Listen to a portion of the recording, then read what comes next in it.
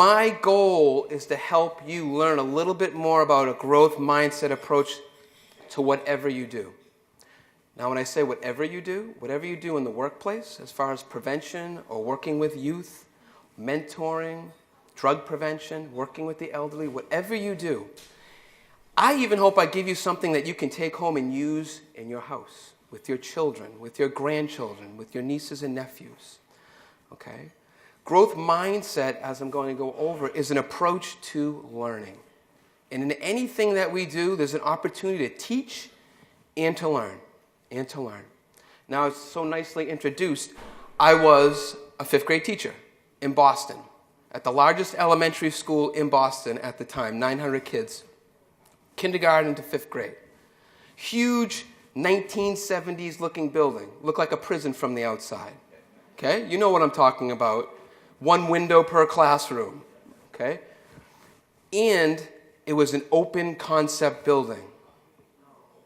See a few groans. Those are people who remember what open concept schools means. Open concept means you have one hard concrete wall, a back wall with your board, a movable wall that you can open up and teach into with the other teacher, and then your back wall in my building was my hallway. Awesome. And next door to me was the music teacher. And P.S., nobody told me she applied for the job that I got. So the music was really, really loud to start the school year. And that's how I started in education. I was a career changer. I was a newspaper reporter before I got in education. But my heart and my passion was working with kids. And I know a lot of you share that passion. That's why you're here today. And I thank you for that, because the kids need you. And we know they need you. I felt they needed me. I dressed like this every day when I went into Boston to teach. There's 2 questions the kids ask me on a daily basis. Mr. Colannino, why do you wear a tie every day? Respect for you, respect for me, respect for what we have to do every day. Second question, will you be my father? Really, will you be my father? And I took that as the highest praise from the smallest kids, because I worked very hard with all my students. I taught 3rd, 4th, and 5th grade students on a 3rd grade reading level. So most kids were below reading. Felt bad about themselves already. Felt like failures already. So I took my role very seriously, and I know you take your role very seriously as well. Before I begin, I'd like to ask you a question, and I'd like you to think about it, and I would like a few people to offer up an answer to the question. Okay? So before we get started, I think this is a very important question. I want you to consider someone who made a difference in your life. Could be within your family. I want you to think outside of parent, if you can, outside of mom and dad. Okay? Someone who made a difference. Okay? I want you to think about 2 things that that person did. I know most of you already have a picture in your head already, because I know I do, and I'm going to share my story with you. I want you to think about approach to you, and I want you to think about impact on you. Approach, impact. Okay? What I want you to do is think about it. Who that person was, what their impact on you was, and what their approach was. Let me give you an example. I grew up in a kind of disorganized household. Okay? Kind of. I love my parents. My dad passed on about 10 years ago. He was a teacher and a football coach. Great guy, full of life. Loved kids, loved education, loved helping, loved teaching. And a mom who stayed home and who was born in Brooklyn, who moved to Massachusetts, which is like going from a different universe into another different universe. Okay? My father was mentally ill. My father was a manic depressive, okay? Bipolar, which means you had to ride a roller coaster some days. There were very, very highs. There were very, very lows sometimes. And to ride that roller coaster as an 8, 10, 11-year-old and figure out, this is a little bit unusual. This is not typical.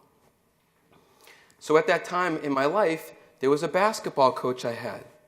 His name was Mike Jarvis. He coached at Cambridge Ringen Latin High School. If you follow the NBA or you follow college hoops going back about 25 years, I see a couple nods.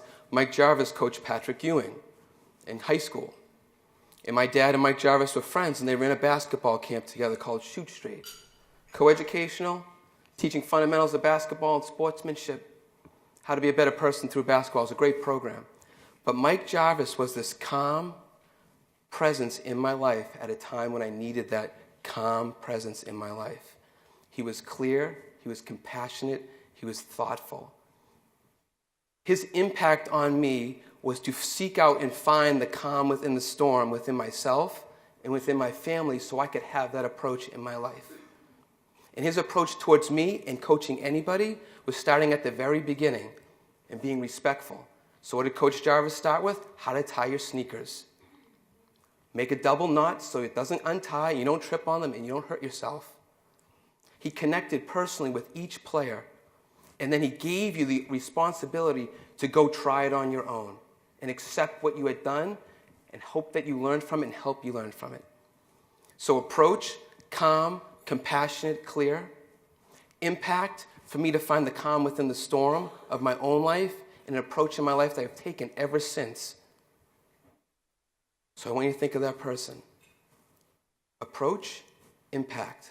I want you to talk to people at your table. Hopefully you're sitting with some friends of yours or you have new friends now.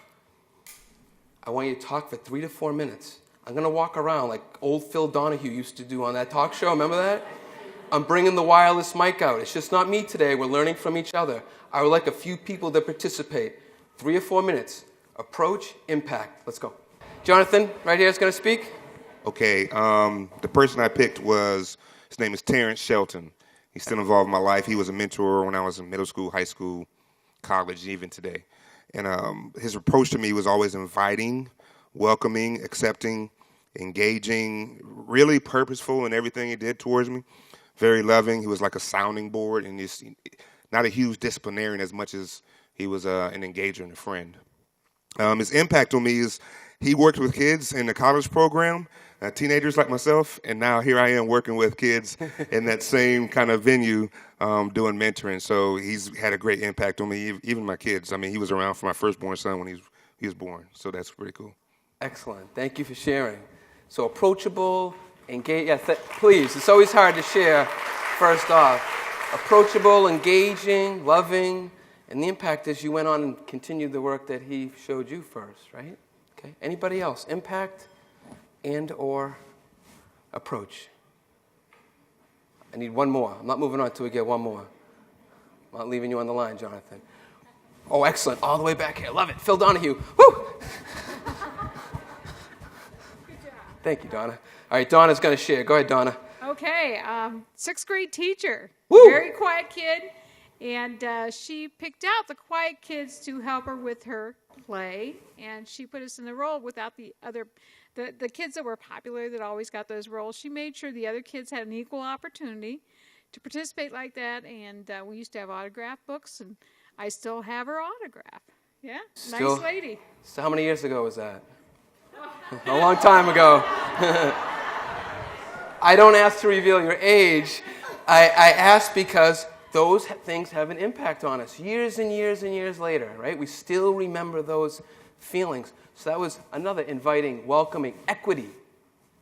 Equity, right? Make sure everybody was on an equal playing field. When I taught 5th grade, kids had already sorted themselves out, right? They even do that earlier than that. They sort themselves out. I'm the wise guy. I'm the clown. I'm the class pet. I'm the A student. And sometimes the adults respond in kind. They treat them the way they show it, right? So I felt my job was to level that playing field. Everybody got that opportunity, just like Donna was saying. Everybody got that opportunity. That's what growth mindset is about, in a nutshell. Growth mindset is simply a belief that all people can learn and grow. Everybody, regardless of what has happened to this point. Okay? Regardless of what has happened to this point. I had a high school teacher tell my parents, my mother and I were having this discussion. She said, Mr. and Mrs. Colannino, your son's not college material. That's nice, 10th grade. Didn't put me in a box or anything, right? Right? But thank God I have a 12th grade teacher, English teacher, was an English teacher, who was excellent.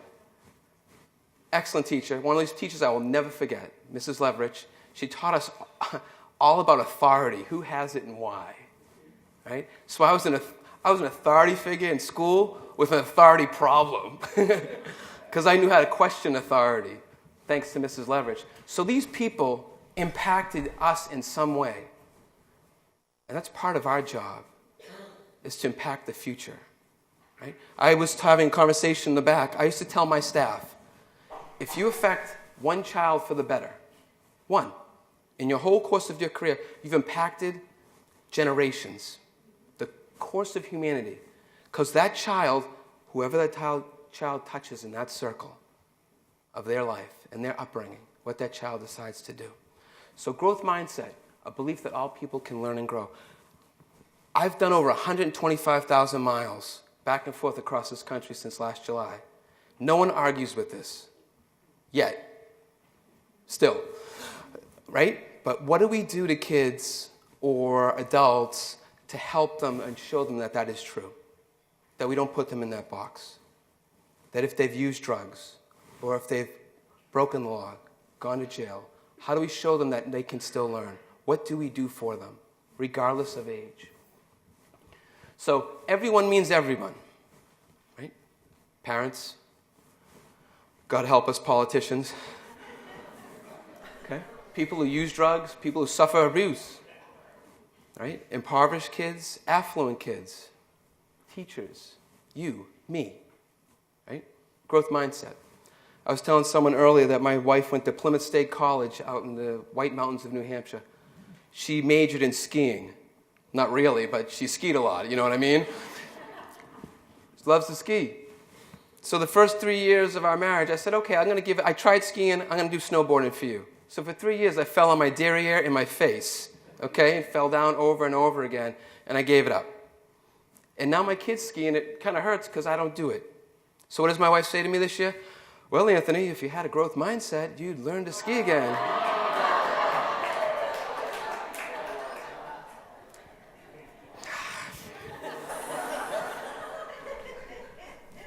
She's right. Hey, she's right. You can't argue that. I've been married 19 years. I'm not going to argue that. She's right. Right? We all can learn and grow. I want to tell you a little bit of story of a school I work with, the school district, walking on the sunny side of the street. Rural Washington. Okay, I want you to think of what comes out of rural Washington. Apples, cherries, right? Grapes, hops, the people that pick them. Think of this very rural community. About 20,000 people, 9 schools. They're only graduating 40% of their kids. 40%. Okay? 100% poverty. 88, 85% Spanish speaking. 30% migrant field workers. So they follow the fields. Okay? And they accepted that fact that 40%. They had gang violence. High school principal says to me, we had 75 shootings one year. I went to 3 funerals. Okay? Rural Washington State, because they're only 60% of the kids have nothing to do. Right? Have nothing to do. And they said, that's just the way it is. Until one day they said, no, it's not. It doesn't have to be that way. All right? So they adopted many things. Okay? Here's some of the things that they adopted. They partnered with the school, so they connected with somebody else to help them. Okay? And that's important. The entire leadership team, except one administrator, stayed in place. They worked at restoring trust with the kids, with the parents. That meant the superintendent, if the parents couldn't come from the fields, he went to the fields to meet them. They recreated the curriculum to make it meaningful for the students, greater student supports, and the last part, which overlapped all of that, they believed every child could learn. Every single child. So when they did that, they started to act that way. They brought back advisory. They found supports to work for kids, inside school, outside school. I have a 6-minute video I'm going to show you of the middle school principal. I interviewed him. My son's in 6th grade. He lives 3,500 miles away from me. I said, Robert, if I could bring my son to your school, I would. That's high praise. Robert was this incredible principal. Someone asked me, what are you most proud of? I would say that I'm most proud of the system that we create at the end of each quarter. At the end of each quarter, All of staff get together and we categorize kids into 6 different categories. We categorize them into critical need, which means they fell 2 or more grades in 2 or more classes. A to C, B to D. That means you'd be going into the critical needs. Something's happened to you. What we found after 3 years of data is that's family, divorce, displacement, that's drugs, that's alcohol, sexual abuse, physical abuse. It's one of the big ones if you're in critical need. Something's going on. That's just dropping a grade anywhere in the Two. system. Two grades. 2 grades in the system. 2 grades. A to C. Like Right. So anywhere. we compare it from quarter to quarter. So like quarter Wow. 2 is coming out, right? At the end of this quarter, we will compare all of the students, every single 850 students. We will compare them to their progress from quarter 1. Wow. And if they fall into that category, they go into critical need. Then we get to the need category, which means that you fell in 2 classes but only 1. So you went from B to C, and you went from A to B. Okay, that puts you in need. Even though you might be a 3.4 kid, We're looking at you it. still fell. We're looking at it. And so we need to see what's going on. Then we have unchanged, which means basically that you're there. Then we have improved, which means you improved in 2 or more classes. And that improvement can be just a plus, and that could be B to B plus, that constitutes improvement. But it has to be in 2 or more classes. That, I think, is one of the key things that helped, because oftentimes we recognize the 3-point to 4-point band. Underneath the 3, though, we don't. By doing this, we could recognize the kid that went from 1.3 to 2, because that kid needs to be celebrated just as much as the kid that went from 3.3 to 3.7.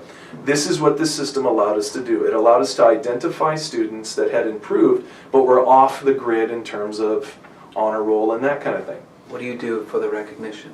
That, I'll get to that one. Okay, sorry. Yeah. So you're priming the pump. Yeah, so then section 5 or category 5 is close to 4.0. So we had a bunch of kids when we started to look at the data that were 3.7, 3.8, and we said, why not call all of these kids in, meet with them individually, and say, why not 4? Dude, you're almost there, why not 4? That, I could show you the 4.0 data. That was huge. And then you've got the 4-point. So we've got 6 different categories that we categorize kids in. And now, in terms of the recognition, so you asked about the improved kid that maybe is not an honor roll kid, but that improved. This is really cool. So we do 2 things. One, all of the critical need kids, the kids that drop 2 or more classes, are usually already on somebody's caseload, but if not, they'll go on somebody's caseload. Your job, if you have that caseload, is to check in with that kid. That's differentiated per kid. That might just be I pop in at language arts and say, hey man, how you doing? I see that you're really struggling. That might be a weekly standing meeting that you have with them during first period that you go get them. It's however that you want to do that, but you're in charge of these kids. And oftentimes they're the same kids as your advisory kids, right? Okay. All right, but the improved side, what we do, is 2 teachers volunteer to take the day, so we get them a sub. Those 2 teachers then stay in my office, and we call those kids out individually, one at a time, with call slips. Takes all day. Kids come into my office, they sit down, the 2 teachers, and they might not even have these teachers, say, hey, you improved in X and X, way to go. What were some of the things that you did to improve? So we track that data to see what are some of the things that are constantly coming up for students in the improved track. One of them is I pay attention. I think part of it's maturity. I pay attention. I decided I wasn't going to hang with my friends anymore that were taking me down. Usually it's attributed to a teacher. Mrs. Sarton really helped me. She stays after school with me, and I wanted to do well there. What that did is it reaffirmed the work that teachers were doing when we shared that then at staff meetings to say, dude, also that made a huge plus for the teachers that were here that would go back and say, that was about the best day I think I've ever spent in education, because all day I got to see kids and hear about their improvement, right? And so it was a huge plus. Then on the need and critical needs side, that's where myself and usually a counselor will meet individually with the kids that have struggled. And so I'll meet with almost every single kid, yes, that has critical need or need. It takes me usually 2.5 to 3 days. I block my whole day out and I do the same thing. They come down, I say, hey, what's going on? And usually I have a pretty good relationship with kids. They're going to say, hey, I've really struggled. Okay, so what are your goals? What help can we provide for you? So we had to design first the system to track those kids, right? To categorize those kids. And once we designed that, we said, well, this is cool, but now we got to actually follow through, right? Which is a whole host of a different challenge when in terms of schedules and personnel and resource and everything else that you have with that. But I'm guessing you already have buy-in to do it. So Yeah, the payoff, dude, is huge. And I have the data to show it, over 4 years. When you look at the number of kids making honor roll, you look at the number of kids that are passing all classes, because that's our vision is 100% of students passing all classes. We post it on the reader board. I say it every week in morning announcements. In morning announcements, I'm always saying, hey, way to go. We are at 85%. Your goal is 90%. Way to go this quarter. And so kids are constantly hearing this message. You're social norming it. Yeah, it's become the culture of the school. And I think that if you were to go and poll students and ask students fixed versus growth, or what is an I, or do you have opportunities to make up your grades, they would say, yeah, absolutely. Mm-hmm. So you've continued the work. How many did around growth mindset? So you say it took hold the first year. Was it by the third year? You're in your fourth year. Like, what is your, I guess, feeling about it? Because for me, culturally, it felt like 3 years. I really took hold. I would probably say the belief between us moving to a growth mindset was immediate. Everybody sees the benefit of a growth mindset even as an adult. And it's convicting too, because as you study the material and you read it, you realize to yourself, I'm fixed in a lot of areas as an adult. So I would say that buy-in and that foundation was almost immediate. The building blocks that came after that, from the grading to the student culture shift, I would say came in year 2 into year 3, where now it's not so much about creating new, it's about sustaining a monster of a system that we've created to make sure that we're getting to all kids. And that's a challenge when you say all kids. We mean all kids. We categorize all 850 students, and that takes time. No, Robert truly is an inspiration, right? Does he believe all kids can do it? Right. And how does he show them? He sets them up and says, if you need something, I'm going to give it to you. And he does it for all the kids. So even the kids who are struggling, all the way up to 3.7s, he said to them, why not 4.0? What do you need to get there? You should be able to attain that. So he believes all kids can grow. And that's a testament to Robert. It's a testament to his school. At his school, there's no Fs, no flunks, no failure. Kids get Is, and it's not incomplete. It's insufficient evidence. They said as children, I have insufficient evidence to grade you. And then they give them all term or all year. And that was a struggle with his staff, because they said deadlines are important. He said, absolutely, deadlines are important. I totally agree with that. He said, attendance is supposed to be in every day at 10 a.m. How many teachers do you think passed it in on time? So he went back. He goes, I'll give you the data next staff meeting. 27% on time. Is attendance important? Yes. Will we survive if it comes in a little bit late? Sure. But we want kids to learn. We want adults to learn. We want to give them an environment to show us that they can learn and they can grow. So it's not on the performance, it's actually measuring the growth. And what Robert said was, it took time. It didn't happen overnight. So Robert and the whole school system took on this growth mindset. All right? His goal, 100% kids passing. The school district's goal, they started at 40%. They said, we want 100. I'm going to show you the data, what happened over 8 years' time. They wanted 100%, okay? So they started out 41%, okay? Then went to 49. They stayed at 49, up to 64.5, 71.5, 72, 85, 84, 2015, 88. Okay? They were on par with Bellevue, Washington, which is Microsoft land. Okay? They graduated the same number of students. So they called our company, they asked me to come out, and they told me their story. I go, what do you need me for? They said, we want to get to 100%. We're not done. This year, they were 92. 92, and the superintendent says, we know all 34 kids that aren't graduating, and we haven't given up on them. So the message has to be clear to kids. Adults, we're not giving up on you. And growth can be, by the way, incremental. We're not expecting you to take off. But you need to recognize that, acknowledge it. And even when they fail. Now, when I came in December, we did a failure together. I think I'm going to repeat it. Let's see those people who were there if they learned. Okay, you need to have your hands free. You need to make a fist. 2 fists. Okay, 2 fists. We're going to fail together. Low stakes. On your left hand, that would be this one. I know you've been here all day. Pinky out, thumb out on the other hand. Pinky, thumb. On the count of 3, I'm going to say 1, 2, 3, switch. Pinky hand becomes the thumb hand becomes the pinky hand. Yeah. Any questions? 1, 2, 3, switch.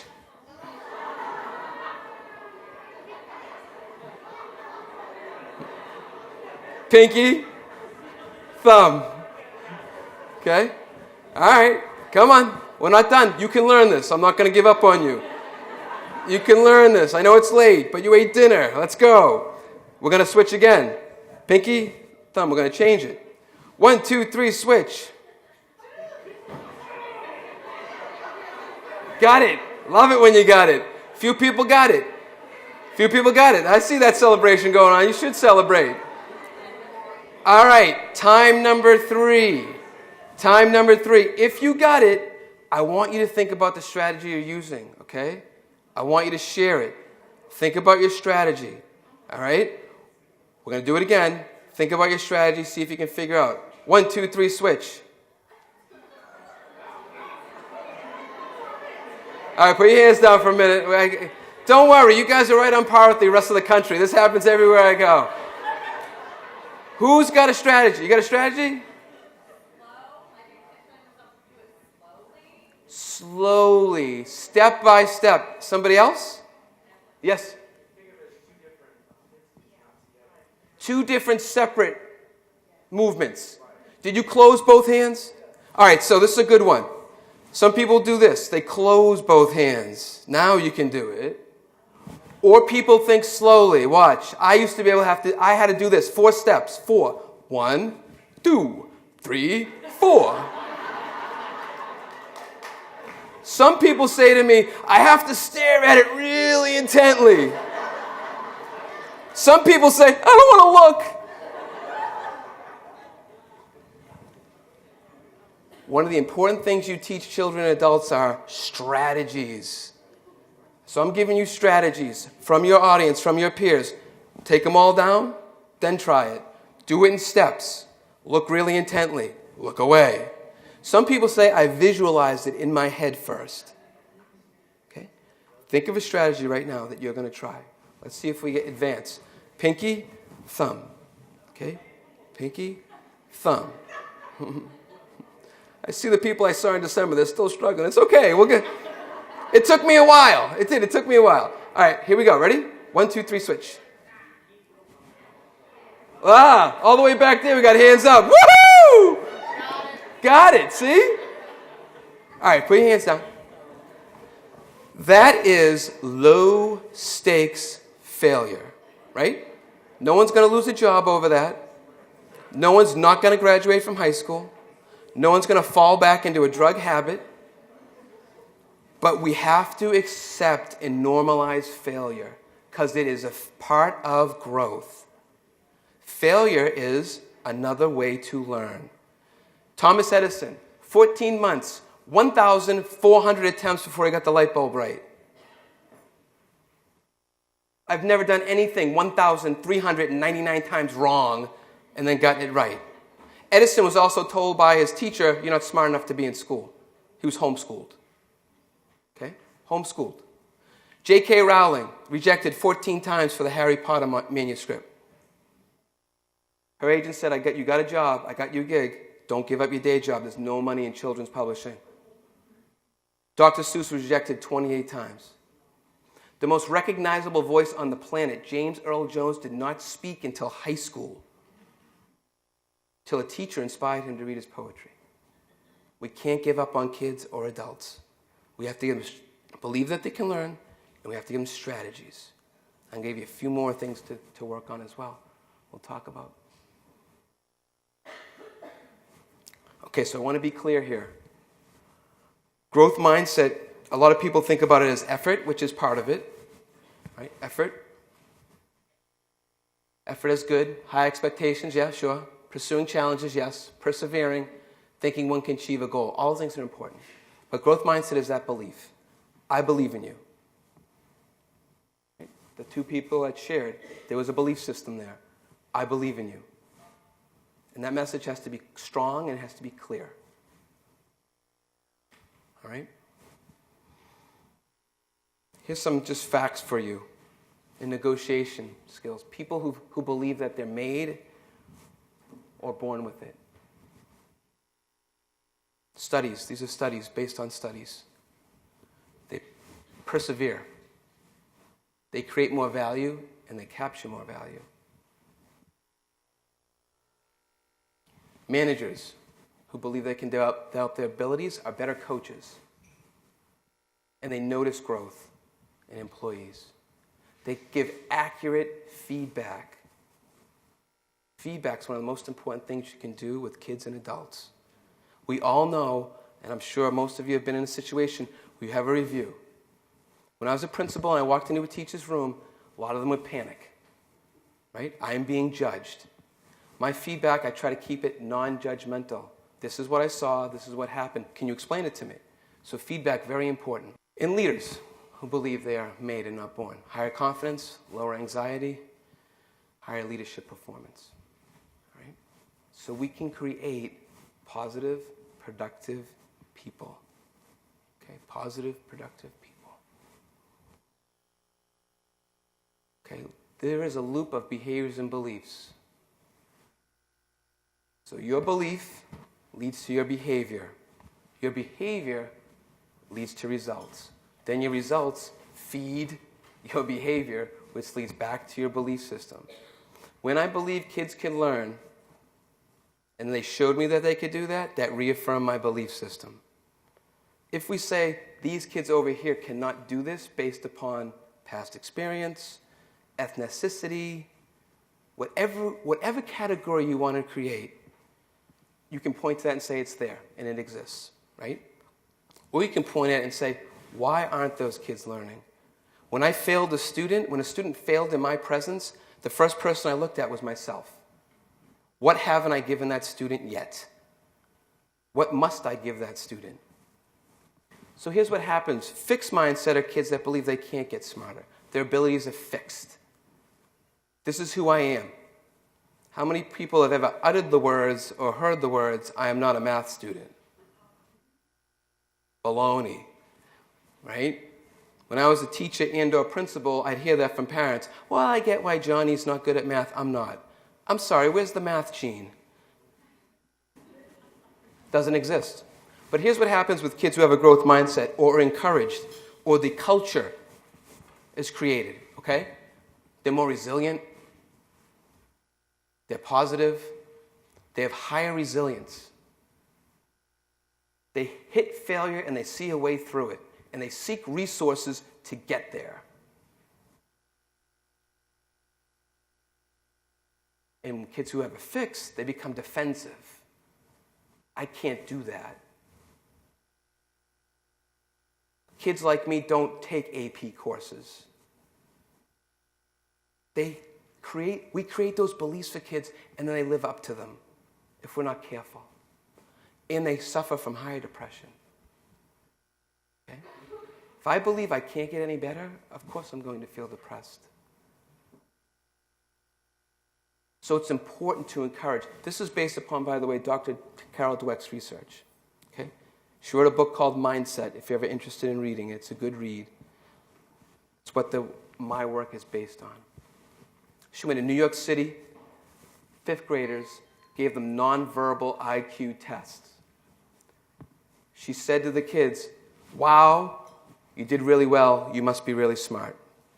Or she said, wow, you did really well, you worked really hard. One line of praise, difference. what she found was the kids who were given the praise on effort worked harder, longer. Just from that one line of praise. She asked the kids, all right, when they hit puzzles they couldn't solve anymore, she said to them, okay, do you want harder ones so you learn from or easier ones? Less than 50% of the kids who got the fixed-minded praise wanted the harder ones.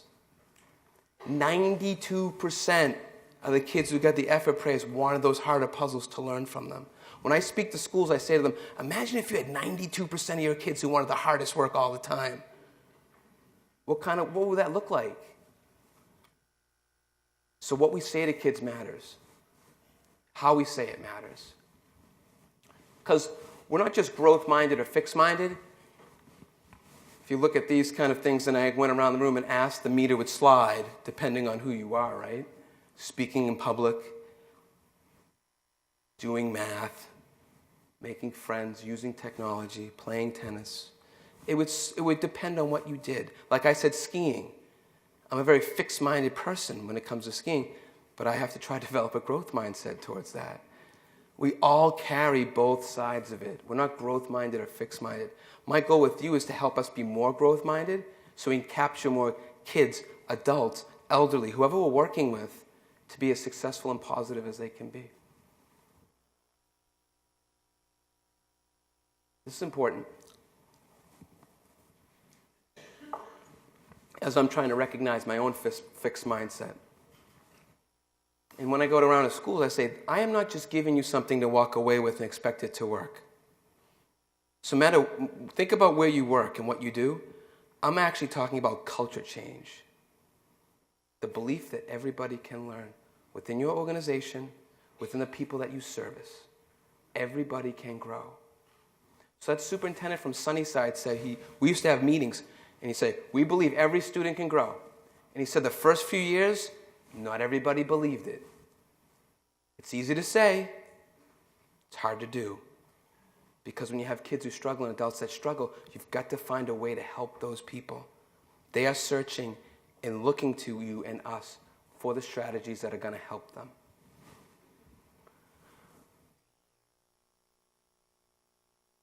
So it's important that we teach strategies, but we also have to teach that your brain can grow.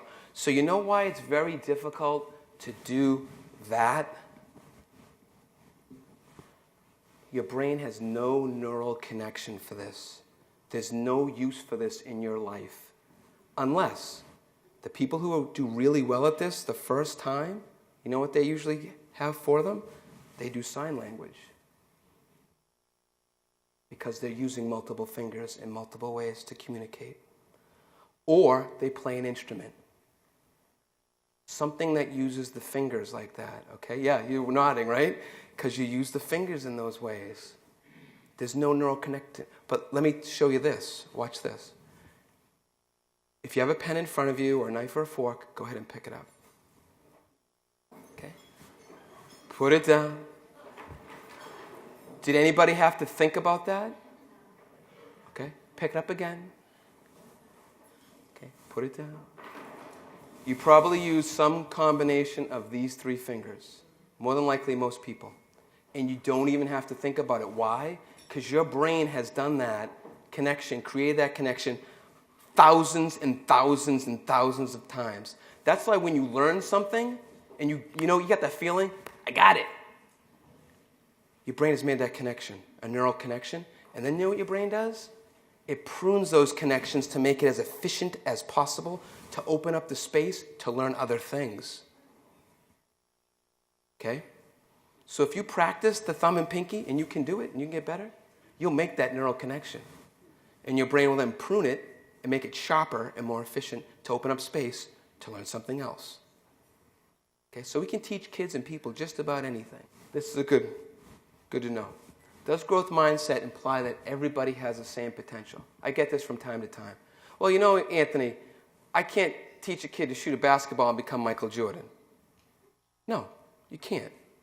You can help them become a better shooter, a better passer, to enjoy the game more, right? We're not going to say everybody is going to meet this high-minded potential, but we're going to help that child, that person, that elderly person, that adult reach their potential if we're able to do this. Okay? I like that. Potential is nurtured, not predetermined. Are you going to tell me that because a kid comes from a certain neighborhood, he cannot or she cannot aspire to something else because of that? I have a colleague. He started something called the Calculus Project. Calculus Project he started because he was a dean at Brookline High School just outside of Boston. Pretty affluent community, but has some poverty. And he noticed that freshman year, about 25 to 30 African American kids took advanced placement geometry. He noticed by the end of first term that 70% of those kids dropped out. And by senior year, there was only one or none left. And people just accepted that that's the way it was. He said to me, Anthony, you know what? We're recruiting engineers from India and China, and we probably have them right in our neighborhoods.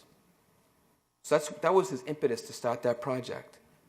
Now it's for more minorities to take AP courses. What did he give them? He gave them the tools and strategies to learn it. He front-end loaded a lot of the material over the summertime. He created cohorts of kids to be in class together. Because what happens sometimes when minority students or underserved students end up in AP classes, they look around and there's nobody like them.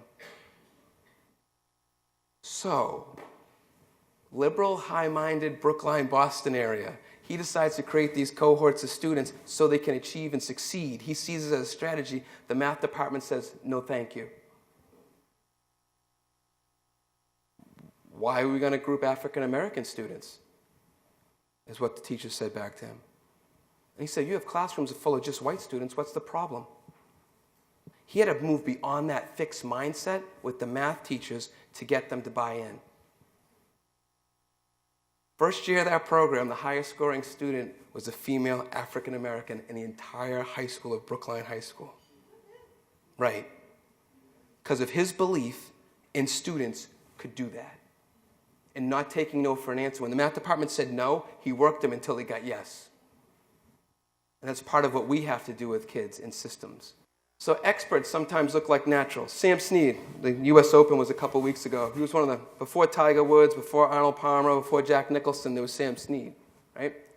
People always said I had a natural swing. They thought I wasn't a hard worker. But when I was young, I'd play and practice all day, then practice more at night by my car's headlights. My hands bled. Nobody worked harder at golf than I did. And he was called the natural. Right? Behind that natural, that idea of fixed natural ability was a tremendous, tremendous amount of work. Tremendous. I want you to consider, before we finish in a few minutes, I want you to consider what I've said about growth mindset. The belief that all kids can learn, all people can learn. And I want you to consider, what might you think you might try working with your population or working within your department or wherever you work? Because I hate to walk away from a room full of people and say thank you very much and leave. In fact, when people say to me, Anthony, what do you miss about being a principal? I miss this. Being with people. Hopefully influencing and inspiring people to be their best selves. As a teacher and as a principal, if someone asked me what I did, that was my number one answer. To inspire people to learn. To inspire people to be their best selves. So I want you to consider right now, I want you to take a minute of thought. Something I've said, something you've held on to, that you think you might put into practice. Because I want you to leave with an idea. Because sometimes those ideas get planted. Sometimes those seeds get watered. We prune all around them. Flowers grow. Vegetables grow. I want you to think about what seed you might plant using this. Or if you've tried something already that you want to share at your table. So please, let's take 3-4 minutes. Think about it. Share it at your table. Or if you have questions, please feel free to ask questions before we go. I hope I've given you something. That's my hope. Okay, that's my hope. If you want to continue the conversation, I do have, I'm going to pronounce this like I'm not from Boston, cards. Not cads. These are cads. Where I'm from, cards. It didn't work. It never does. Never does. You can't lose that accent. My daughter's 7. She imitates it now. It's hysterical. My kids speak better than me. But I'm going to walk you through a couple of things real quick. So you have free resources that I sent out that are on OPEC's page. One of them is how to give praise to students, adults, to encourage a growth mindset. Okay? It's very important that that kind of talk is used. Okay? That kind of talk is used. Or you can go to that free resource page that's up there. This Prezi presentation OPEC has, correct? Posted on their page? Yep. So you can go and see this presentation at your leisure if you'd like to look at it again. Might be more entertaining without me. So talk is important. Deliberate practice is important. So having people practice what you want them to learn. I know that sounds almost an oversimplification, but even little things. So I had a student who was very disruptive. Post-traumatic stress syndrome. 6 years old. He had it from watching his father beat his mother for the first 6 years of his life. And we know kids with trauma don't think, their brains don't work like typical people. Okay? So when he would have outbreaks in class, and he would take some time to cool down with me, I would walk him back to the class, and then I would say to him, you know, I noticed you sat right in your seat. I noticed you raised your hand and asked your teacher what you were working on. I noticed you took out your materials. I noticed you put your name on your paper. These are small, little steps. After I did this 3 times, you know what this little 7-year-old asked me to do? He looked at me and said, Mr. Colannino, can you write those down? Yeah, I can write those down. Absolutely, I can write those down. There's no judgment, and I notice. That goes for things that go well and things that go poorly. I notice. I noticed when you took the ball away from the kickball game, everybody's upset. Nobody got to play. No judgment. What can we do different next time so you can play and everybody can have fun? Learning. Even discipline. Learning. Practice. Feedback. What can I do better? How can I learn to improve? Modeling growth mindset is one of the most powerful ways to teach it. And that's hard. One time I was complaining about one of my staff members who was giving me a hard time. I had this great mentor. He was a pillar of the community. Wellesley, Massachusetts. Very difficult community to work in. Very, very driven. A lot of power brokers lived there. He was a middle school principal for 10 years, and he became my mentor. His name was John. So it said, John, he let me vent for a while, and he said the same thing my wife said. Anthony, you know what? That sounds like a fixed mindset.